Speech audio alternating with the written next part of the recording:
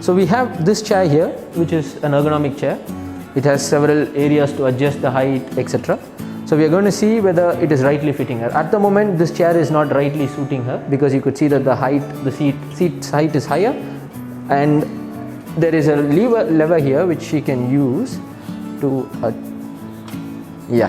so once she brings it into a height so that the feet is flat on the floor, no pressure on the back of the thigh, and the depth of the seat is also ideal for her, and it is padded as well, which keeps it comfortable for her as well. Apart from this will also have other things that start from the casters or the wheels of a chair. Now this helps mobility of the individual especially, but also care should be made so that the wheels are not too mobile, which makes the individual constantly exert some form of muscle activity to keep them in the same position. Then there is a back support which can be adjusted to either go forward or backward, which will make sure that it will suit the seat's depth according to the individual. And you also have a design for the head which can be adjusted in terms of the height as well as the position of how their head is going to rest here. The armrest is also one more important addition here. So the armrest can be lowered to the individual's. So how high should the armrest be?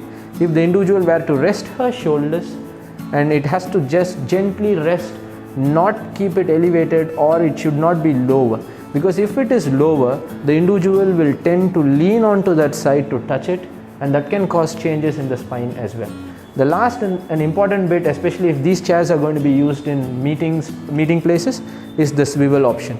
Because in a meeting, if people are going to be around us and they're constantly talking, for us to change this way is much more easier rather than sit on a fixed chair and use our trunk to rotate, which means the trunk muscles have to do a lot of work. And God forbid, if you are going to be constantly rotated and looking at somebody, you can cause so many muscle dysfunctions, myofascial dysfunctions of the back as well as your core muscles, which can cause pains in the backs, necks as well.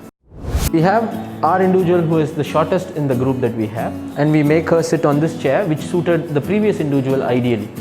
Now, you could notice that the seat height is higher, so her feet is not touching the floor, so we are going to adjust it to make it onto the floor. Now you could also notice this is the lowest it can go, and even with such an adjustable chair, that you could notice that it still doesn't suit this individual because the feet is not flat on the floor, which means there is a chance that the pressure that the back of the thigh feels on the edge of the seat is going to be there.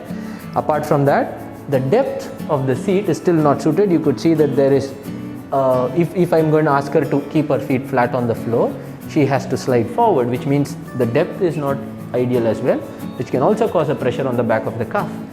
Apart from that, the back support is not really going to be used, because if the depth is not ideal, then you're never going to be leaning on it, and if you are trying to lean on it, you will have to slouch to lean on it. So this is one more postural abnormality that can be caused if you are getting a chair that doesn't suit you. Doesn't matter what is the cost, doesn't matter how good the chair is advertised to be, it has to suit you if you are going to sit on that chair and work for longer periods.